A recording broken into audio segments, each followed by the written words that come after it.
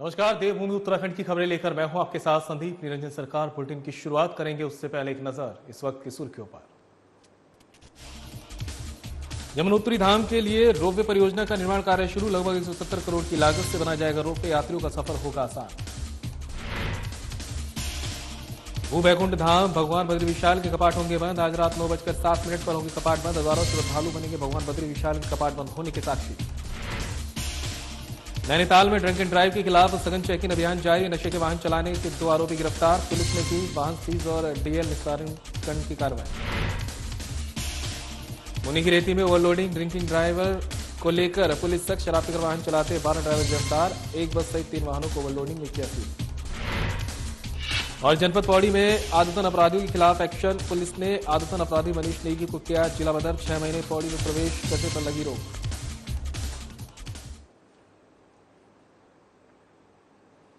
चलिए अब खबरों का रुख कर लेते हैं। उत्तराखंड के सीएम और स्टार प्रचारक पुष्कर सिंह धामी मुंबई चुनावी दौरे पर हैं। मुंबई के ठाणे में बीजेपी प्रत्याशी नरेंद्र लाल मेहता के चुनावी जनसभा में प्रतिभाग उन्होंने किया है। आइए अब आपको सीधे लिए चलते हैं ठाणे मुंबई, जहां सीएम पुष्कर सिंह धामी बीजेपी प्रत्याशी के पक्ष में जनसभा को संबोधित कर रहे हैं। मैं जानता हूं आप सब में से अधिकांश लोग हमारे यहाँ 4 धाम आते हैं, हमारे यहाँ आदि कैलाश जाते हैं, अनेक स्थानों पर हरिद्वार ऋषिकेश जाते हैं। आप सबकी आस्था देवों पर है, आपकी श्रद्धा है, आपका विश्वास है। हमने देवभूमि के मूल स्वरूप को न बिगड़ने देने के लिए, वहां की डेमोक्रेसी को चेंज न होने देने के लिए वहां पर धर्मांतरण का कड़ा कानून बनाया है। भाइयों बहनों, राज्य के अंदर एक जो लैंड जिहाद चलता था, लैंड जिहाद, अवैध अतिक्रमण, अवैध कब्जे, उस अवैध कब्जों और अवैध अतिक्रमण से देवभूमि को मुक्त कराने का हमने अभियान प्रारंभ किया हुआ है, जिसमें 5000 एकड़ से भी ज्यादा जमीनें हमने इस लैंड जिहाद से मुक्त कराई हैं। हमने वहां पर चाहे वो धर्मांतरण हो, चाहे वो लव जिहाद हो या थूक जिहाद हो, उसके खिलाफ कठोर कार्रवाई की है।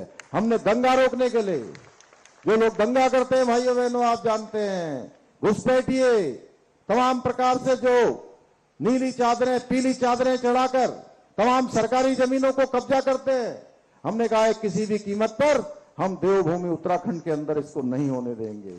भाइयों बहनों, हमारे प्रधानमंत्री जी का भी विशेष लगाव है, चाहे बाबा केदार हो, चाहे हमारे भगवान बद्री विशाल हो या आदि कैलाश हो, हमारे आस्था श्रद्धा के केंद्र हैं। वो लगातार आगे बढ़ रहे हैं। आज 2014 से पहले वहां आने वाले, दर्शन करने वाले श्रद्धालुओं की, तीर्थयात्रियों की संख्या 13 में एक बड़ी आपदा वहां आई थी। वो संख्या घटकर 40,000 रह गई थी। उसके बाद 2 लाख 3 लाख लोग दर्शन करने आते थे। भाइयों बहनों, हमारे प्रधानमंत्री मोदी जी के प्रधानमंत्री बनने के बाद वहां का नवनिर्माण हुआ, पुनर्निर्माण हुआ और आज ये संख्या 20 लाख से भी ऊपर पहुंच गई है।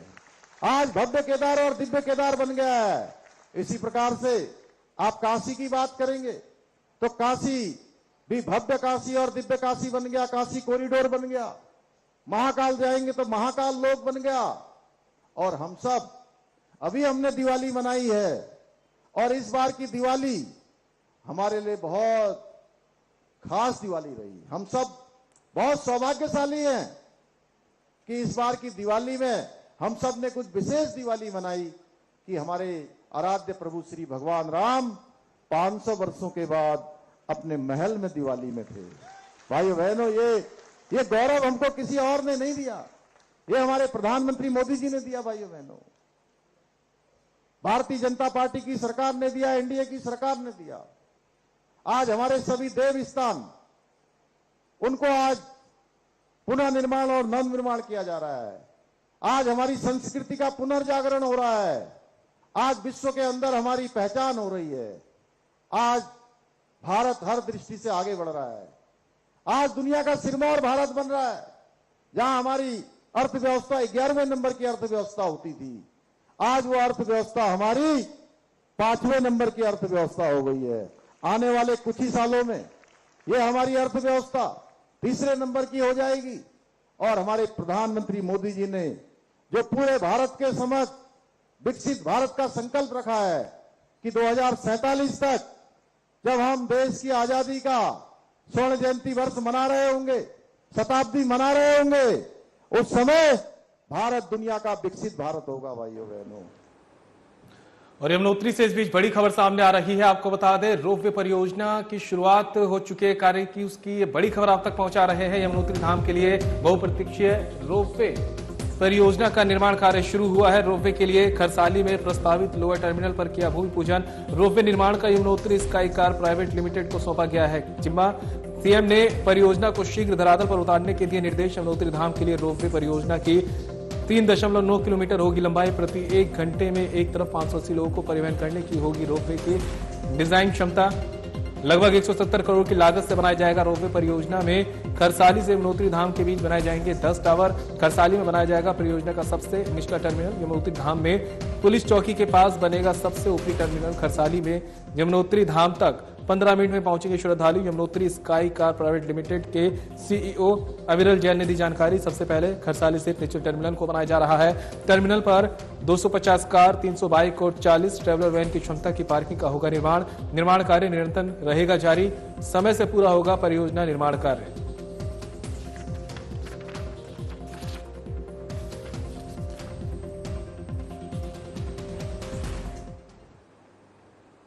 सीएम पुष्कर सिंह धामी के निर्देश पर परिवहन आयुक्त कार्यालय ने सड़क दुर्घटनाएं रोकने के लिए पूरे प्रदेश में सघन चेकिंग अभियान चलाने के निर्देश दिए हैं। अभियान के दौरान वाहनों की ओवर स्पीड, ओवरलोडिंग और नशे में वाहन चलाने वालों के खिलाफ सख्त कार्रवाई की जा रही है। नैनीताल पुलिस का ड्रग एंड ड्राइव के खिलाफ सघन चेकिंग अभियान लगातार जारी है। नैनीताल पुलिस ने नशे के वाहन चलाने वाले 2 चालक को गिरफ्तार कर वाहन सीज और डीएल निरस्तीकरण की कार्रवाई की है। एसएसपी प्रहलाद नारायण मीणा की ओर से सड़क हादसों में अंकुश लगाने के लिए जनपद के सभी अधिकारियों को सघन चेकिंग अभियान चलाए जाने के लिए निर्देशित किया गया है। वहीं वाहन चालकों की एल्कोमीटर के माध्यम से जांच की जा रही है। नियमों को पालन न करने वालों के विरुद्ध कड़ी कानूनी कार्रवाई की जा रही है।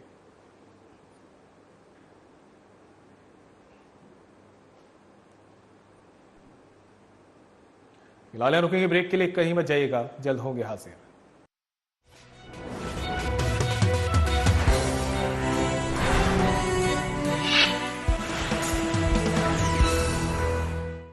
इसे बनाने में किसी भारतवासी का पसीना बहा हो, उसे खरीदने पर जोर देना चाहिए और ये सबके प्रयास से ही संभव होगा।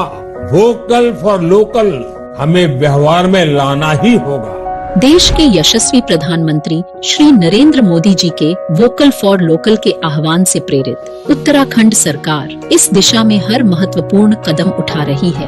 प्रकृति, संस्कृति और विरासत को अपने अंदर समेटे उत्तराखंड में बने प्रोडक्ट एक ब्रांड के रूप में उभरते जा रहे हैं। उत्तराखंड सरकार द्वारा ग्रामीण उद्यमियों एवं कृषि उत्पादों को भी राष्ट्रीय और अंतर्राष्ट्रीय बाजारों से जोड़ने का प्रयास किया जा रहा है।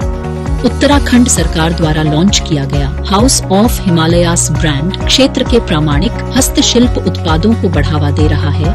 वहीं उत्तराखंड देश का पहला राज्य बन गया है जिसे एक दिन में सबसे अधिक 18 GI टैग मिले। ये सभी प्रयास उत्तराखंड सरकार के वोकल फॉर लोकल के प्रति प्रतिबद्धता का प्रमाण है।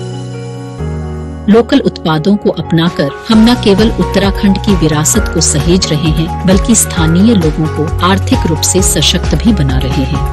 आइए इस त्योहार स्थानीय उत्पादों को अपनाकर उत्तराखंड की प्रगति में अपना योगदान दें और साथ मिलकर एक आत्मनिर्भर और समृद्ध उत्तराखंड बनाएं।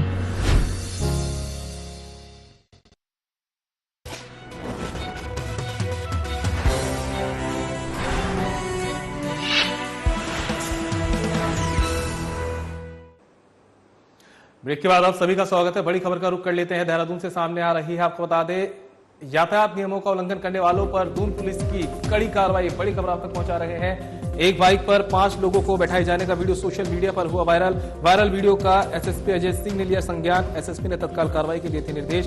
पुलिस ने किया चालान, मोटरसाइकिल को किया सीज। बड़ी खबर देहरादून से आप तक पहुंचा रहे हैं, जहां पर यातायात नियमों का उल्लंघन करने वालों पर दून पुलिस की कार्रवाई हुई है। एक बाइक पर 5 लोगों को बैठाए जाने का वीडियो सोशल मीडिया पर वायरल हुआ था, जिसको लेकर एसएसपी अजय सिंह ने संज्ञान लिया है और कार्रवाई करते हुए तत्काल निर्देश कार्रवाई के दिए थे। पुलिस ने उनका चालान किया है और बाइक को भी यहां पर सीज कर लिया गया है।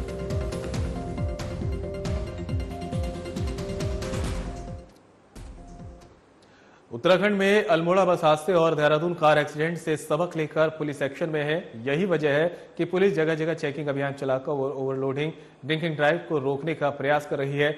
इसी कड़ी में जनपद टिहरी के मुनिकीरेती और घनसाली थाना क्षेत्र में पुलिस कप्तान आयुष अग्रवाल के निर्देश पर लगातार वाहनों की चेकिंग हो रही है, जिसमें मुख्य रूप से ओवरलोडिंग और ड्रिंकिंग ड्राइव पर पुलिस का फोकस है। चेकिंग के दौरान मुनिकीरेती में पुलिस ने 11 ड्राइवरों को शराब पीकर वाहन चलाते हुए गिरफ्तार किया है, जिनके वाहन भी पुलिस ने कब्जे में लेकर सीज कर दिए हैं।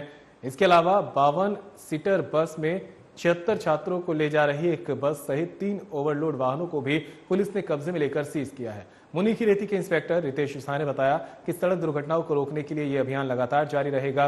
वहीं दूसरी ओर घनसाली थाना प्रभारी संजीव थपलियाल ने बताया कि क्षेत्र में एक बाइक सवार को शराब पीकर वाहन चलाने पर गिरफ्तार किया गया है, जिसकी बिना नंबर प्लेट की बाइक को भी कब्जे में लेकर सीज कर दिया गया है।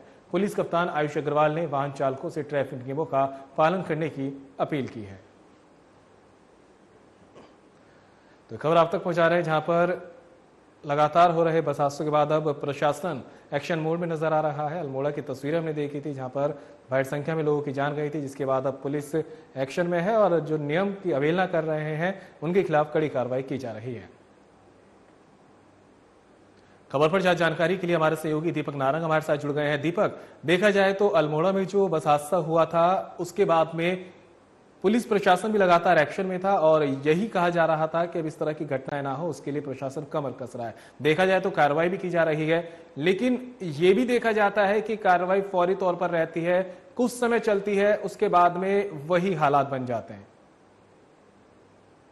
बहुत अच्छा सवाल संदीप आपने किया है। अल्मोड़ा बस हादसा जो हुआ था उसने पूरे उत्तराखंड के लोगों को झंझोर कर रख दिया था और ये मामला पूरे देश में पहुंचा, क्योंकि इसके अंदर 38 लोगों की जान गई थी और ये बस के अंदर जो है जो उसकी संख्या थी सीटों की, उससे दुगनी उसके अंदर सवारी मौजूद थी। लेकिन उसके बाद से पुलिस का एक्शन लगातार जो है उत्तराखंड में देखने को मिल रहा है। जितने भी जनपद है सभी जनपदों के पुलिस कप्तान जो है उन्होंने निर्देश जारी किए हैं अपने सभी थाना चौकी प्रभारियों को, वो कि अपने सुबह शाम हर समय वहां पर चेकिंग करें, रात को भी चेकिंग करें, जिससे कि ओवरलोडिंग और ड्रिंकिंग ड्राइव की वजह से जो सड़क हादसे हो रहे हैं उनको रोका जा सके।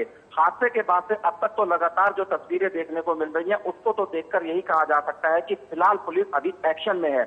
लेकिन ये पुलिस का जो कार्रवाई चल रही है ये कब तक चलती है और कब ठंडे बस्ते में चली जाएगी ये कह पाना अभी थोड़ा मुश्किल है। इस पर हमारी पूरी नजर बनी हुई है। फिलहाल अभी जो ताजा मामला सामने आया है वो जनपद टिहरी के से आया है, जो ऋषिकेश के निकट जनपद टिहरी का एरिया पड़ता है मुनिकीरेती। यहाँ पर एक जो है बस पकड़ी गई है। इस बस की जो क्षमता थी वो 52 सीटर थी, जबकि इसके अंदर जो है 76 छात्र जो है वो सवार थे और ये बस आसपास के इलाके से नहीं बल्कि कानपुर से चल करके जो है मुनिकीरेती में पहुंची थी। तो इसमें बड़ा सवाल ये है कि यूपी से लेकर उत्तराखंड तक का सफर जो है ये बस सफर करके आई है और जितने भी चेक पोस्ट थे वहां पर कहीं पर इसकी चेकिंग नहीं हुई। अगर चेकिंग हुई होती तो ये बस कहीं ना कहीं जरूर रोकी जाती, क्योंकि इतनी ओवरलोड वाहन को लेकर के यहाँ तक पहुंचना खतरे से खाली नहीं था। क्योंकि जिस प्रकार से अल्मोड़ा बस हादसे में जो संख्या थी वही संख्या इसके अंदर आकी जा रही है, तो इसमें पहाड़ी इलाके में जाने के बाद हादसा की आशंका हो सकती थी। लेकिन मुनिकीरेती थाना पुलिस ने जो है तत्परता से चेकिंग जो चल रही थी उसी का नतीजा था कि ये बस पकड़ी गई और इसके अंदर बस को पुलिस ने कब्जे में लेकर सीज किया है। इसके अलावा 2 अन्य ओवरलोड वाहन भी जो है पुलिस ने कब्जे में लेकर सीज किए हैं। इसके अलावा 11 ड्राइवर जो है वो छोटे बड़े वाहनों के जो है शराब में जो है वाहन चला रहे थे उनको भी गिरफ्तार किया है और उनके वाहनों को पुलिस ने कब्जे में लेकर सीज करने की कार्रवाई की है।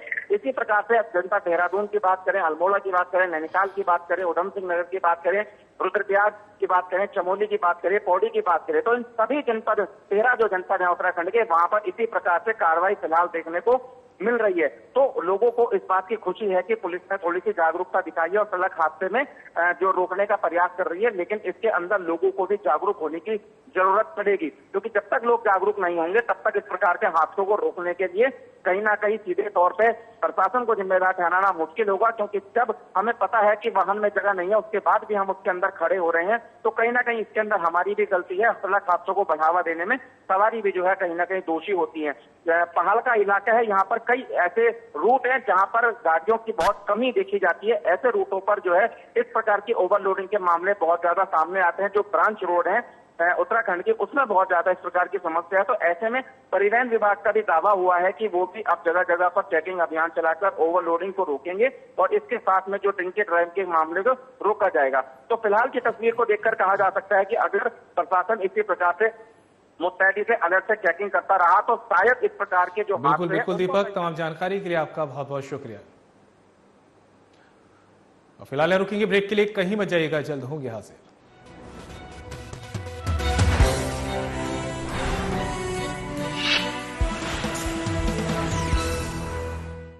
मुख्यमंत्री पुष्कर सिंह धामी के नेतृत्व में राज्य सरकार ने बढ़ाए प्लास्टिक मुक्त उत्तराखंड की दिशा में मजबूत कदम। डिजिटल डिपॉजिट रिफंड सिस्टम लागू करने वाला देश का पहला राज्य बना उत्तराखंड।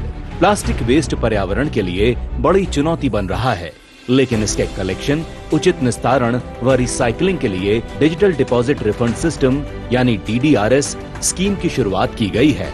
राज्य प्रदूषण नियंत्रण बोर्ड इस योजना का संचालन कर रहा है। प्लास्टिक रैपर्स या प्लास्टिक बोतलों को DDRS सेंटर पर जमा कीजिए। इनमें लगे QR कोड स्कैन कीजिए। स्कैन के बाद प्रत्येक प्लास्टिक वेस्ट पर आपके खाते में एक निश्चित धनराशि आ जाएगी। उत्तराखंड के धार्मिक स्थलों को साफ सुथरा व प्लास्टिक मुक्त बनाने में DDRS सिस्टम बेहद कारगर साबित हो रहा है। इसके जरिए धार्मिक स्थलों, पर्यटन स्थलों और पहाड़ी क्षेत्रों में प्लास्टिक कचरे को एक जगह आसानी से इकट्ठा किया जा सकेगा, यानी सिंगल यूज्ड प्लास्टिक वेस्ट का सही निस्तारण करते हुए साफ सफाई के साथ कमाई भी की जा सकती है।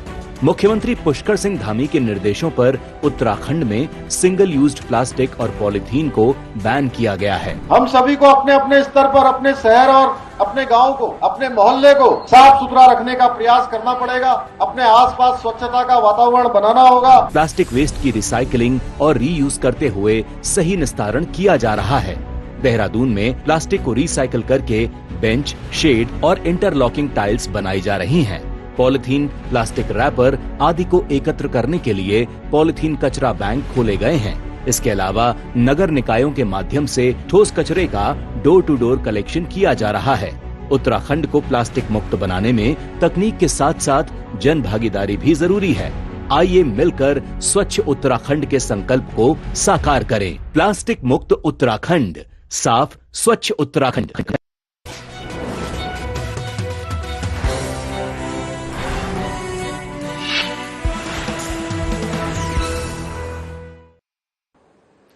ब्रेक के बाद आप सभी का स्वागत है। बड़ी खबर का रुख कर लेते हैं, अल्मोड़ा से सामने आ रही है। आपको बता दें, भीषण हादसा अल्मोड़ा में हुआ है। बड़ी खबर आप तक पहुंचा रहे हैं अल्मोड़ा से, जहां पर तोली गांव के लीसा फैक्ट्री में हादसा हुआ है। लीसा फैक्ट्री में भयंकर आग लगी है।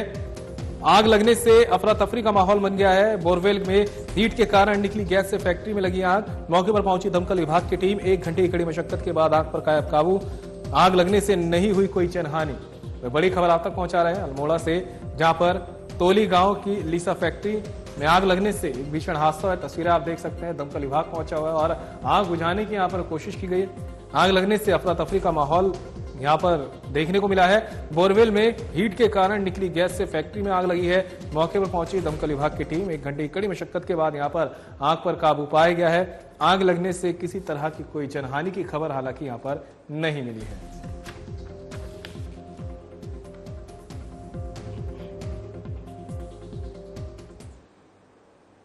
नैनीताल में इन दिनों पीक सीजन और छुट्टियों के चलते आवाजाही के लिए यात्रियों को बड़ी परेशानी का सामना करना पड़ रहा है। बता दें कि उत्तराखंड के मार्चुला मार्ग में ओवरलोड बस के एक्सीडेंट से परिवहन विभाग ने सतर्कता बरतनी शुरू कर दी है, जिसके चलते चालक परिचालक बस से अधिक सवारी नहीं ले जा सक रहे हैं। कुमाऊं मंडल के अधिकांश जनपदों में जहां जहां प्राइवेट बस चलाई जाती है, उस पर सवार यात्रियों को कोई भी टिकट नहीं दिया जाता है, जबकि कई चौकियों से बस गुजरती है लेकिन रोक टोक करने वाला कोई नहीं है। न ही परिवहन विभाग के कर्मचारी और अधिकारी, न ही जिला प्रशासन के साथ पुलिस प्रशासन भी अनदेखी कर रहा है।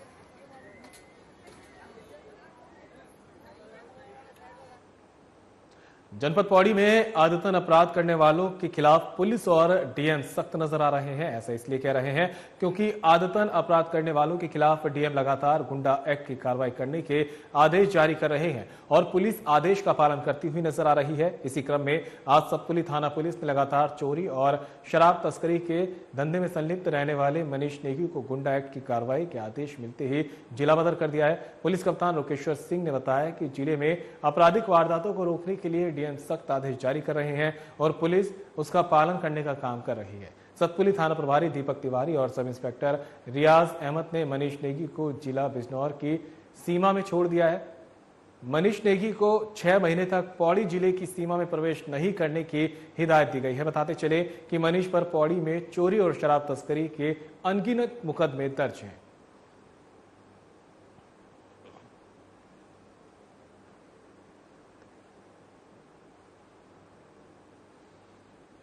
और बद्रीनाथ से बड़ी खबर सामने आ रही है। आपको बता दें, बद्री विशाल के कपाट आज होंगे बंद। ये बड़ी खबर आप तक पहुंचा रहे हैं। आज रात 9:07 पर बंद होंगे कपाट। पूरे भू बैकुंठ धाम का किया फूलों से श्रृंगार। कपाट बंद होने से पूर्व भक्तों के लिए खुले रहेंगे भगवान बद्री विशाल के द्वार। हजारों की संख्या में श्रद्धालु बनेंगे भगवान बद्री विशाल के कपाट बंद होने के साक्षी। विधि विधान और मंत्रोच्चार के साथ भगवान बद्री विशाल के कपाट बंद करने की प्रक्रिया हुई शुरू।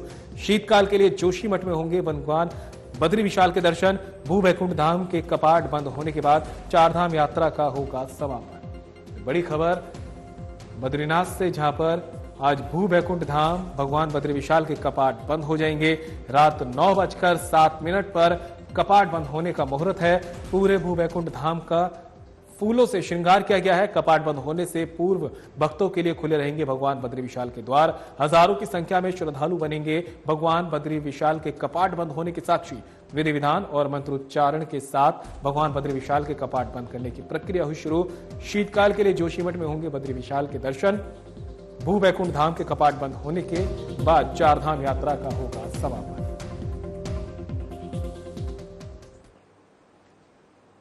ज्यादा जानकारी के लिए उत्तराखंड से हमारे ब्यूरो चीफ कमल शर्मा हमारे साथ जुड़ गए हैं। कमल, आज बद्री विशाल के भी कपाट बंद हो जाएंगे और इसी के साथ चारधाम यात्रा आज पूरी तरह से संपन्न हो जाएगी। बिल्कुल सही संदीप, कहें तो आज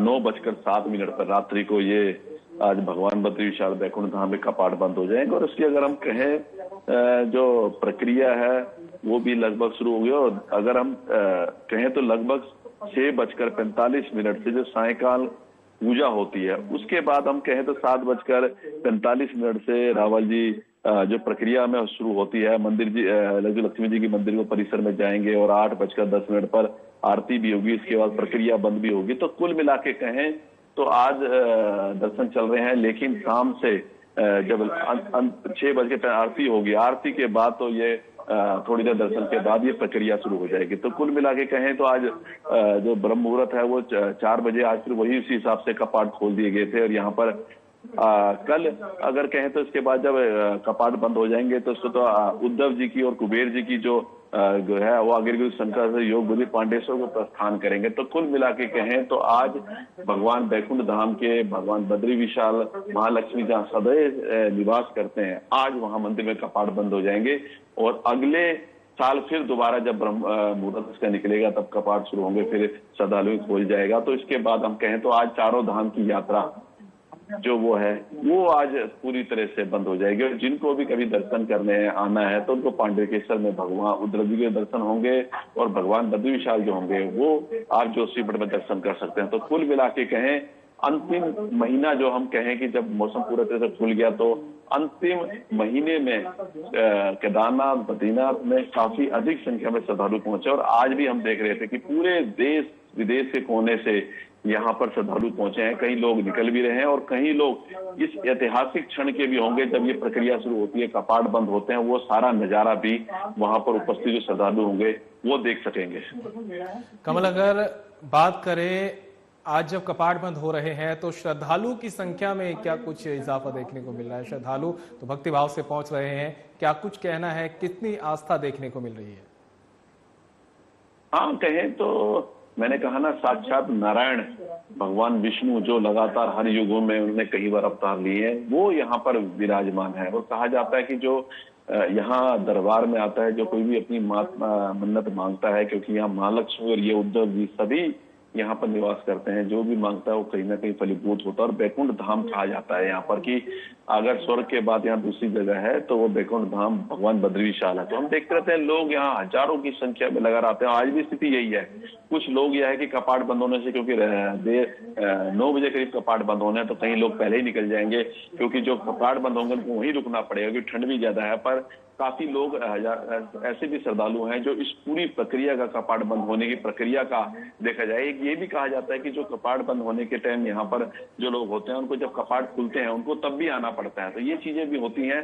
पर हम ये देख रहे हैं कि कुछ श्रद्धालु निकल भी रहे हैं, जो अपने आज दर्शन करके निकल जाएंगे, अपने घर को पहुंच जाएंगे। लेकिन कुछ ऐसे भी संख्या में श्रद्धालु हैं जो वहां रहेंगे, सारी प्रक्रिया देखेंगे, क्योंकि ये शाम से प्रक्रिया शुरू हो जाएगी और उसका पूरा नजारा, पूरी चीजें देखेंगे किस प्रकार से भगवान के कपाट होने की प्रक्रिया चल रही है। बिल्कुल कमल, तमाम जानकारी के लिए आपका बहुत बहुत शुक्रिया।